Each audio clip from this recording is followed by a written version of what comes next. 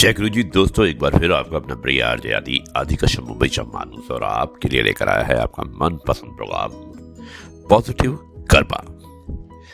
आज है episode number 683 और आज के प्रोग्राम में मैं आपको एक छोटी सी कविता सुनाऊंगा, औरत बिना संसार, और एक कहानी सुनाऊंगा जिसका शीर्षक होगा क्या हमें ईश्वर पर विश्वास है। दोनों ही बहुत अच्छी बातें हैं जो मैं आपसे करने वाला हूं और मुझे उम्मीद है कि आपको पसंद आएगा। शुरुआत करता हूं इस कविता से। अगर औरत बिना संसार होता, वफा का जिक्र फिर बेकार होता।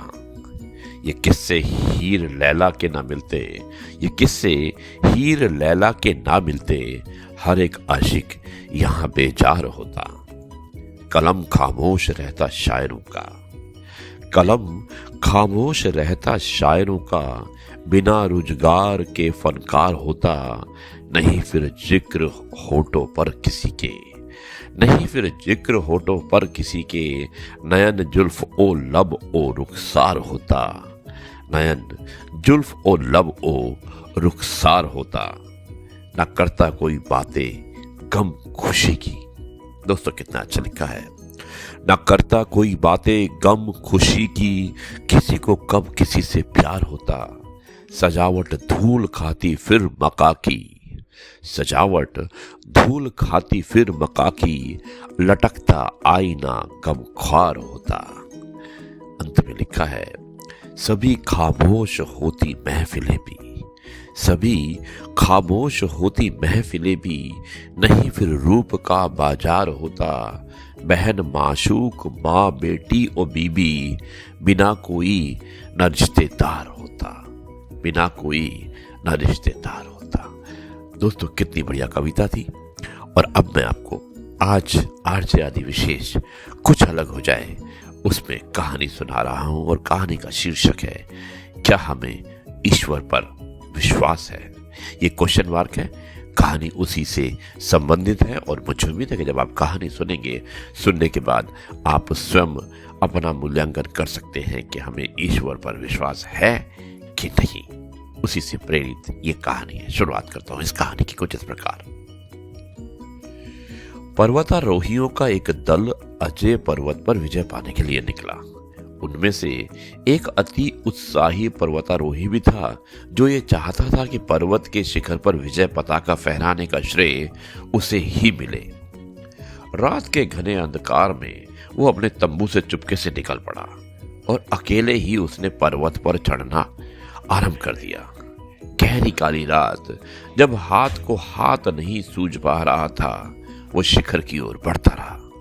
बहुत प्रयास करने के बाद जब शिखर जब कुछ ही दूर प्रतीत हो रहा था, तभी अचानक उसका पैर फिसला और वो तेजी से नीचे की तरफ गिरने लगा। उसे अपनी मृत्यु सामने ही दिख रही थी, लेकिन उसकी कमर से बंधी रस्सी ने झटके से उसे रोक दिया। घने अंधकार में उसे नीचे कुछ नहीं दिख रहा था। रस्सी को जकड़कर ऊपर पहुंच पाना संभव नहीं था। बचने की कोई सूरत नहीं थी। इस हालात में वो चिल्लाया, हे ईश्वर, मेरी मदद करो। तभी अचानक एक गंभीर स्वर कहीं से गूंज उठा, तुम मुझसे क्या चाहते हो? पर्वतारोही बोला, हे ईश्वर, मेरी रक्षा करो। क्या तुम्हें सच में विश्वास है कि मैं तुम्हारी रक्षा कर सकता हूं? हाँ ईश्वर, मुझे तुम पर पूरा विश्वास है, पर्वतारोही ने बोला। तो ठीक है, अगर तुम्हें मुझ पर विश्वास है तो अपनी कमर से बंधी रस्सी काट दो। यह सुनकर पर्वतारोही का दिल डूबने लगा। कुछ क्षण के लिए वहां एक चुप्पी सी छा गई और उस पर्वतारोही ने अपनी पूरी शक्ति से रस्सी को पकड़े रहने का निश्चय किया। अगले दिन बचाव दल को एक रस्सी के सहारे लटका हुआ पर्वतारोही का ठंड में जमा हुआ शव मिला। उसके हाथ रस्सी को मजबूती से थामे थे और वह धरती से केवल 10 फुट की ऊंचाई पर ही था। यदि उसने रस्सी को छोड़ दिया होता तो वो पर्वतीय ढलान से लुढ़कता हुआ मामूली नुकसान के साथ जीवित बच गया होता। वो ईश्वर की आवाज थी, फिर भी वो उसको समझ नहीं पाया और ना ही विश्वास कर पाया। दोस्तों, विश्वास हमेशा अंधा होता है। ईश्वर से और ईश्वर में संपूर्ण आस्था और विश्वास रखना सहज नहीं है। ऐसी दशा में क्या आप अपनी रस्सी छोड़ देते? सवाल आपसे है। दोस्तों, ये थी कहानी और मुझे उम्मीद है जिसका शीर्षक था क्या हमें ईश्वर पर विश्वास है।